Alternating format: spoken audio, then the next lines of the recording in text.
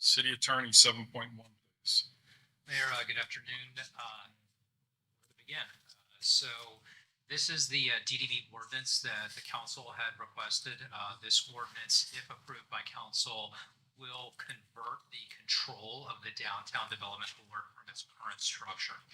In short, this council would take over 5 of the 7 seats of the Downtown Development Board first of this year. The other 2 seats would be filled, at least the way I've drafted it, by 2 of the members who are going to be elected in the next DDB election, which I believe is within the next month or so. So this is one iteration of what it could look like, but if the council wants it to look like something else or has decided not to move forward with it, that's completely in the council's discretion. I understand that the DDB chair has reached out to different council members to express his view on it, essentially asking for the council to give him 1 year to change or to make the types of revisions, I guess, that the city is looking for. No opinion on that one way or the other, but if the council does decide to move forward, this draft, I believe, is pretty clear as to what would happen. If the council does move forward, there are some smaller things to think about. One of them is going to be the meeting schedule. Currently when those meetings are held, an evening meeting in addition to our existing evening meetings could be challenging. My recommendation would be to add it to the CRA agenda instead. Those are complementary meeting times. The other thing is that if the council does move forward with this, I will need to figure out the legal representation of DDB. Currently, they are represented by Ms. Elise Winters, and that is something that we'll need to discuss in-house, whether we're going to take over that function within the city attorney's office or whether I'll bring in outside counsel to represent the DDB. But yeah, that's a relatively small thing in the consideration of all this. So I don't have an opinion one way or the other at this time. Just wanted to give council a roadmap for what that will look like. That said, I'm happy to answer any questions. Okay, yes, ma'am. I just have a comment. After reading the option that you presented, I really think it is a good way to proceed with a hybrid model with 5 council members and 2 recently elected board members that will be appointed by us.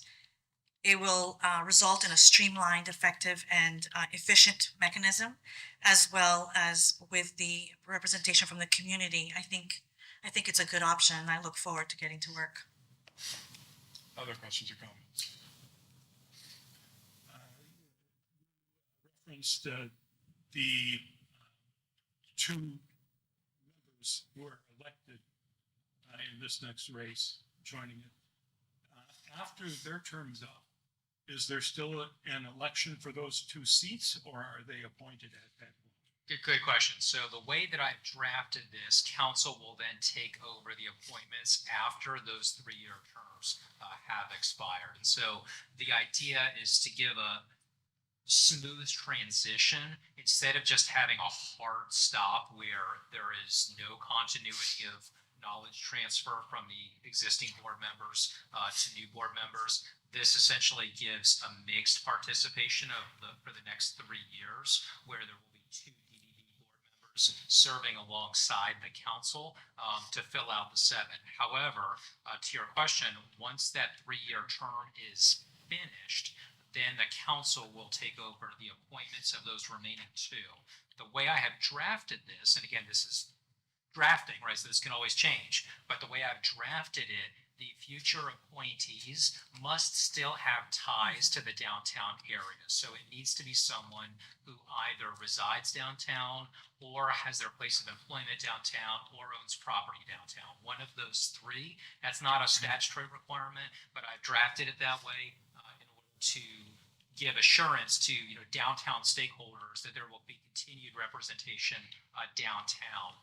Because potentially as councils change, right, we may not always have people on council who aren't tied to downtown. Right now, we have actually someone on council who does live downtown, but that may not be the case in many years to come. So I think that's a way to give downtown stakeholders kind of that level of comfort that they will always have a voice directly in that process, even if council changes at some point in the future. But again, that's just the way I drafted it, and it's within council's discretion as to how you'd like to structure it. Thank you. And do we have the manpower in-house to take over the legal aspects? That is something we're gonna have to look at. I mean, it's not a huge drain by itself. However, we have probably been at that point for a while where we could be at a point of asking for another FTE. I remember even before I started, Ms. Aiken and I had that conversation, and she had felt like the office was there for a while. I've been very slow on the trigger for that. Lawyers are expensive to hire in-house, and I've not wanted to ask counsel for that. On the other hand, what I could see happening, I think we would be more likely, one of two things is most likely.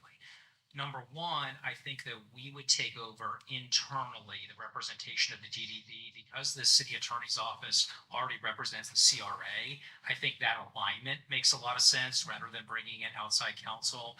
There is a little bit of awkwardness because we will have private citizens serving alongside the council, and it does create an attorney-client relationship with private citizens. However, that's not the end of the world. You know, there is precedent for that. I've seen other DDBs that are set up like that, so I wouldn't sweat that too much. What I would probably picture from a workload standpoint, and again, this is early days, but I think it would be best for the city attorney's office to take over representation of the DDB. And then if that pushes us over the edge workload wise, where my staff can't handle it, we may look at outsourcing some of our other stuff. Some things in legal are a lot easier to outsource than others. So for example, I would never try to outsource our planning and development functions. It's way too localized. It's too technical. All of the really good property attorneys represent private property. So we would never be able to practically do that. But what I could do is have a situation where we might outsource some of our slip and fall cases, for example, and then that would free up Mr. Fuino to spend time with DDB. So there are lots of ways I could slice the pie. So I wanted to mention that, but I don't want council to worry about it. That's my problem to figure out. So I will make sure that the city and all of our dependent districts, as well as independent districts, have appropriate counsel. Sounds good.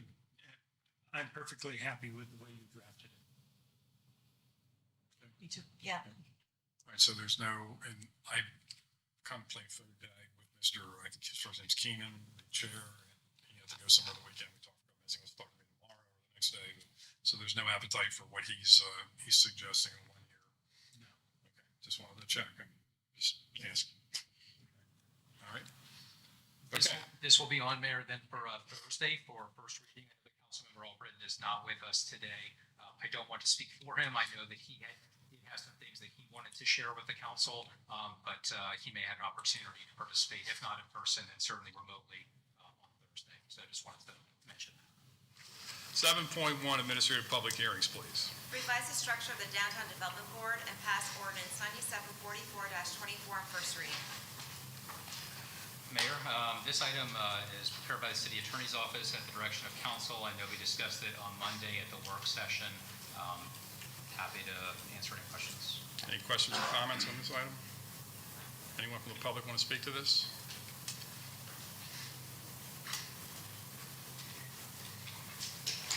Hi, my name's Marty Marshall. I'm a Clearwater resident. I just don't know why the restructure.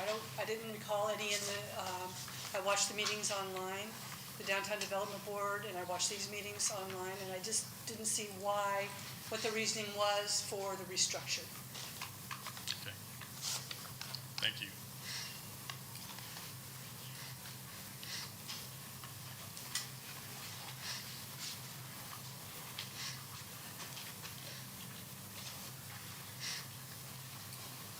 Hello. Good evening, Council. I'm Keenan Kinsel, a local business owner and current chairman of the DDB. I want to first apologize for any confusion the DDB may have created during the past few pandemic years as we upgraded our procedures to encourage new funding requests throughout the entire DDB district. This ordinance fundamentally changes the DDB structure, sanctioned by the state with the downtown property owners over 50 years ago. In the past 5 decades, the DDB has successfully funded millions in grant funding while approving most requests without any known complaints from property owners that fund the DDB. Prior to the pandemic, the DDB almost always ended each year with only reserves. During these past few years, with fewer requests, we built a surplus to further invest into the downtown. The DDB represents the downtown property owners and wants to invest in alignment with the city's and their overall objectives. As proof, during the past few years, with the urging of council, the DDB supported the Cleveland Street closure while funding very large entertainment projects that kept our downtown alive. The DDB is an elected body that represents approximately 900 downtown property owners who fund the DDB and elect the DDB members. This ordinance would dramatically change the DDB structure from an elected body that represents the funding property owners into a subsidiary agency run by council members. It would become taxation without representation. Before you vote, please consider that we would like to be given the opportunity to more align ourselves with the city's needs so we can better collaborate in making a thriving downtown. Instead of this ordinance, the DDB recommends that you provide some clarification as to how the DDB is out of sync and then give us a year to correct and perform. Thank you for your time and consideration. Thank you. Anyone else in the public wish to speak to this item?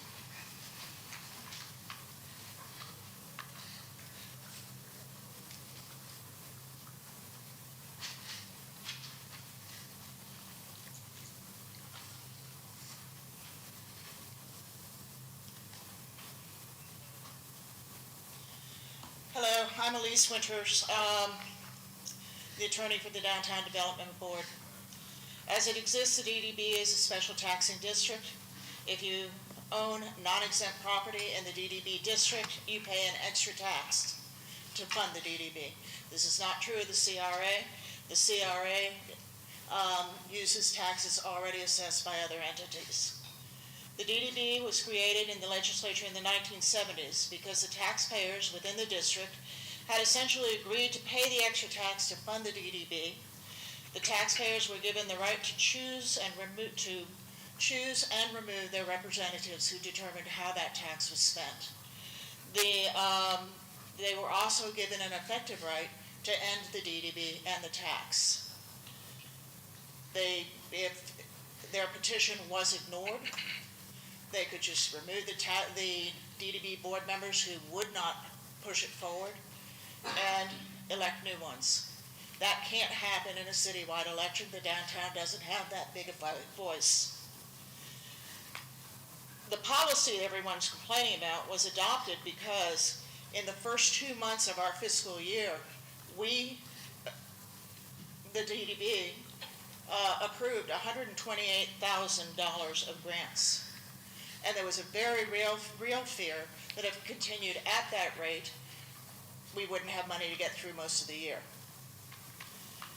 There was also a very real concern that all of that money was going to a 3-block area and 2 parks rather than the entire DDB district, and we wanted to encourage more people to get involved. I attended the last city council meeting at which the amendment was discussed. The people who spoke in favor of the amendment were not DDB taxpayers. Most were people who have accepted funding from the DDB and don't want to qualify with the funding agreement requirements. They also misunderstood the policy, stating that they could no longer apply because they had been before us twice before, when it was clearly before the effective date of the policy. In summary, if you own taxable property in the DDB district, you pay extra taxes to fund the DDB. Under the current ordinance, you have the right to choose your representatives. You have the right to petition for a dissolution. You get to have a very direct right and effect on how the money is spent. If this amendment passes, the property owners who pay the tax will lose their right to choose their own representatives and the ability to abolish the tax. And I can't think of any more clear example of taxation without representation. So I really ask that you not do this. Thank you. Thank you. Anyone else from the public wish to speak to this?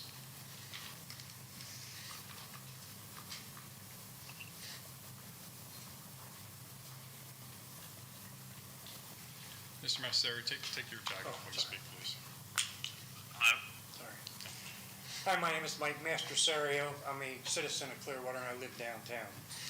I do not live in the DDB, but I live downtown. I will say that it is by the ownership, but I do want to remind everybody that 70% of the property downtown is owned by Scientology.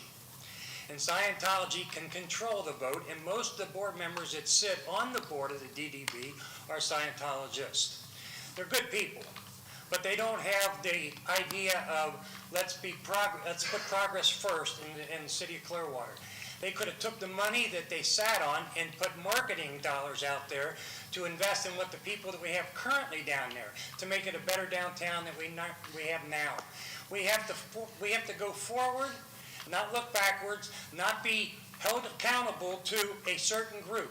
We are the citizens of Clearwater, and we need to build the downtown area by investing in downtown and bringing people from all over Clearwater down here. You did a nice, great park, an $84 million park. Things are going well. We cannot stop the momentum now. We have to move forward, and we cannot let a small group of people detain us from doing that. Thank you. Thank you. Anyone else wish to speak to this?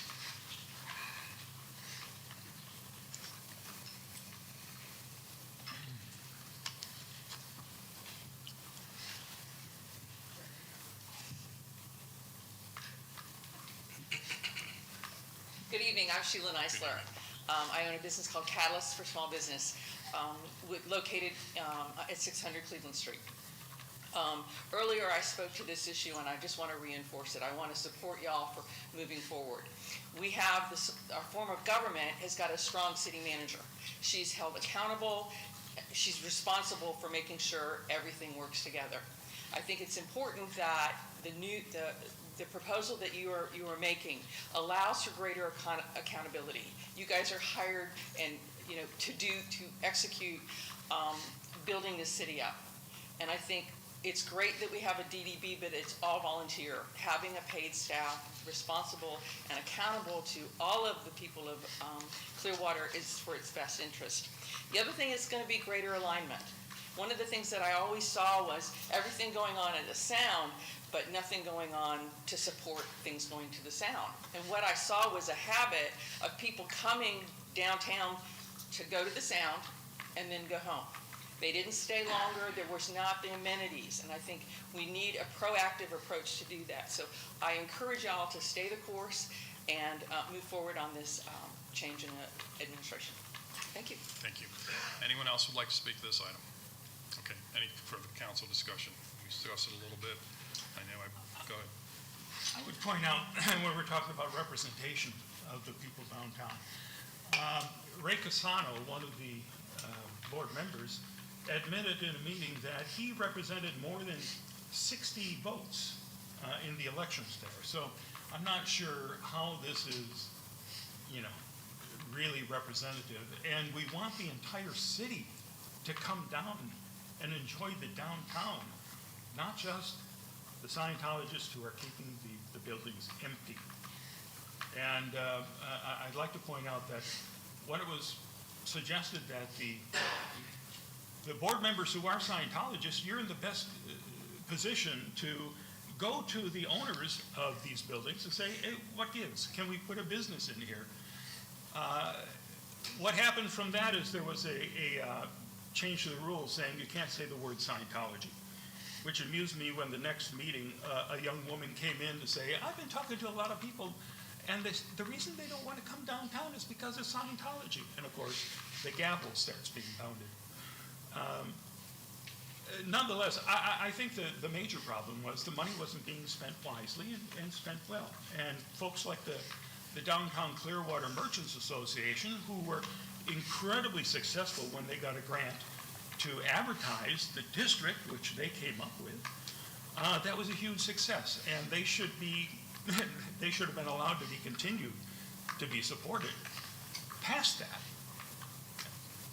Anyone else? Mr. Alburton, do you have anything to say? Mr. Albrecht? Yes. Can you hear me? Yes. This one's very hard for me. did speak to several members of the DDB, and because of my time spent there, over 8 years on the DDB myself, I thought that they definitely could have done more with the money that they had, and if, you know, their complaint was, well, they didn't have anybody that was asking for money. Well, I think they did. They just had something that, I guess they had a rule that they wouldn't, you could only apply so many times, and then that was it. I agree that if it's not working, you go out with marketing and try to get people in. And I know they wanted to do more in the East Gateway up toward Cleveland Plaza area with markets and things, which I'm for. But, you know, I saw the work session, and I'm listening to everyone speak tonight. And I know that pretty much it's not going to go the way that I thought, that, you know, would give them another year now that they know that they've got to move it along with some new ideas. But I think maybe it is best we go ahead and move forward ourselves and get something we know is going to work with the money and move along. So that's kind of where I am at this moment. Okay, thank you. Any other discussion for this item right now? If not, do we have a motion? Motion, oh, sorry, I have to read it. Right, sorry. Mayor, this is ordinance number 9744-24, an ordinance of the City of Clearwater, Florida, amending Chapter 2, Article 3, Division 5 of the Clearwater Code of Ordinances, amending the statement of policy and findings of the Downtown Development Board, amending the governance structure of the board, providing for severability, and providing an effective date. Okay, now do we have a motion? Motion to approve agenda item 7.1. Have a second? Second. All in favor? Aye. Opposed? Aye. Unanimous? Okay, thank you.